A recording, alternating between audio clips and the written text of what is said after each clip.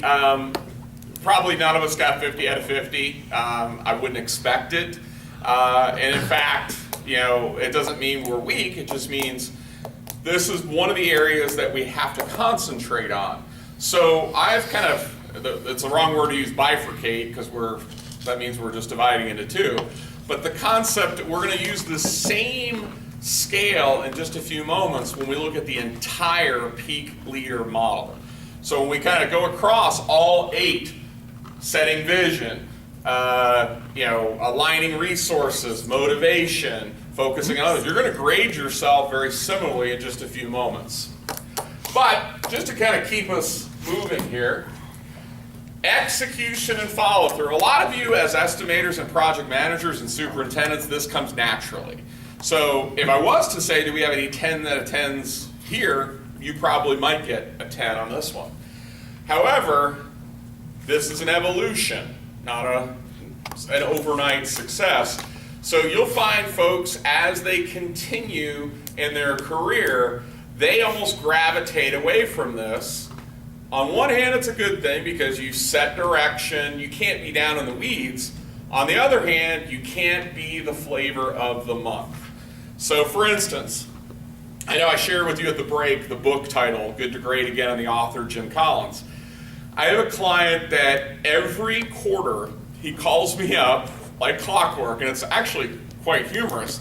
He's like, Greg, I'm putting together my book list for my travels. Tell me all the good books you read. Now, the interesting thing is, I think he thinks I'm more of a business reader than I am, so because I don't read that many business books, and there's a reason for that.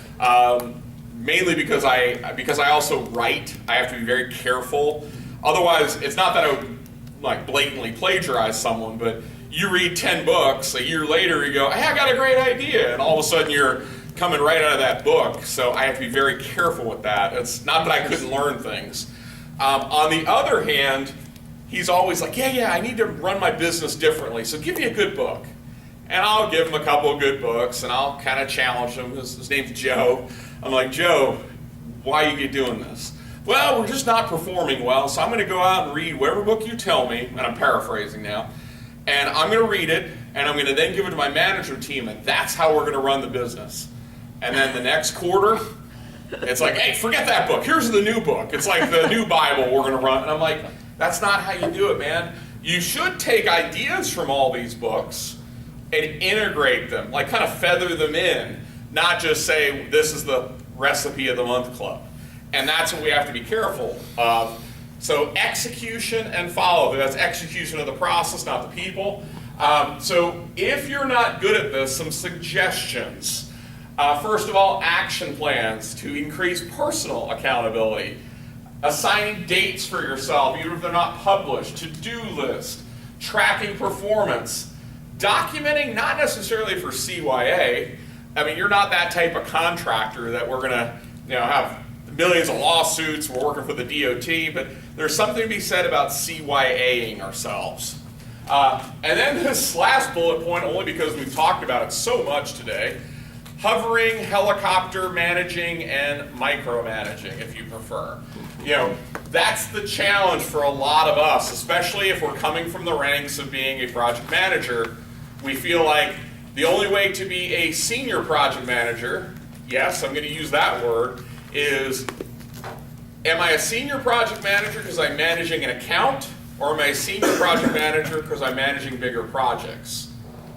It's an interesting one because a senior project manager managing accounts should be connected to the customer. Let the project managers or APMs run the projects. Does that make sense to everybody? However, how often do we get a senior PM, or as you guys have shared with me at different points, people that are maybe at the executive level managing down? And if we're managing down, then where are we in that? Well, we're managing down. And then pretty soon people in the field are just sitting in Barca loungers doing not a lot of nothing. So, this second to last point is the phrase lead from within. Sounds like something a Jedi Master would say, or what's the old the samurai movies from like the 70s, lead from within, my son. So what does that mean? Why do we even use this? what does this phrase mean in our peak leader model?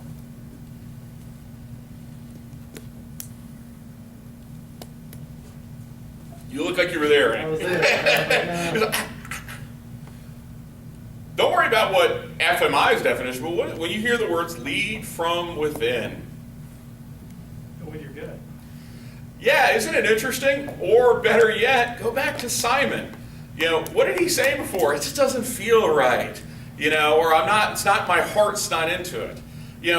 If your heart's not into it, how can I follow you as a follower from our earlier discussion? Leading from within comes back to this passion.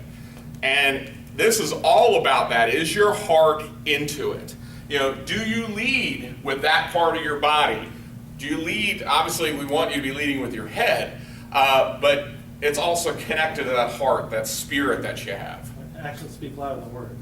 Absolutely. Actions speaking louder than words. To me, when we, see people, now here's the challenge with this one. And it goes back to, I'll pick on my foreman example that I gave you earlier. So what I often hear is when I ask field guys this question, I'll say, so what does lead within mean to you? They'll say, oh man, it means you're not afraid to get down in the hole with someone. And I go, okay. But the problem is, are you able to get out of the hole? And I mean that figuratively, not literally. Do I know when to go, all right, let me show you what you need to do, but I need to get back up at the top of the hole to make sure this hole doesn't cave in. If I'm down with you, we can get really confused. And we're going to do an exercise in the future, so I can't steal my own thunder. But we'll talk about some lessons from Apollo 13.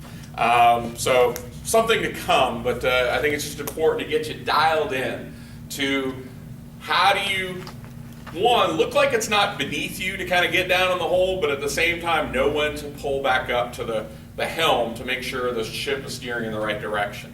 Does that make sense to everybody? All right.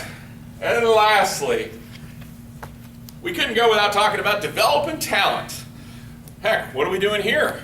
We're educating. We're training. By the way, what's the difference between education and training? Is it a little like the definition of managing and leading? I'll give you a good example, unless, Darcy, you got one there for me? Oh, okay. I was trying to think of it, but I can't quite get it. One of my colleagues, her name is Cynthia, she actually gave this example. She said there is a difference. Training is reinforcing principles of, for instance, the betting way. This is how you enter stuff in our system. This is how you do planning. Follow the script. That's training. Education is teaching you something new. So education is something new, training is reinforcement. And the example she uses, she said, anyone in here have a high school age daughter? Okay, I'll pick on you. What's your name again, sir? Todd. Todd, your daughter comes home today and says, Dad, I got some news for you. We are going to start sex ed class in high school today.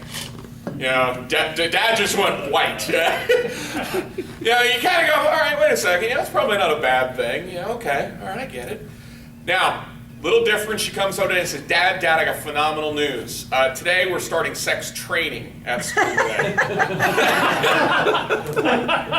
Thank you, Cynthia. So that's like I said. My point is, it just to kind of show you the difference. So developing talent, though, is more than this. To wreck the crap out of this table. What's that? He's tall and he kicks my table, and it's messing up my. It's making you all Someone's going to get motion sickness watching this video. I'm just busting his chops. Well, the good news, we've got backup video here. We got camera 1, camera 2. Yeah. So training, though, is one component of developing talent. At your tables for a moment, what I'd like you to do is talk about this. Talk to me about how do you develop people within your crews, within your projects, within your departments. And it's more than just sitting in a training with Gregg. I hope it's more than just a training with Gregg. How do you do that? And what does that look like? Take a few moments to talk about developing talent as a leader.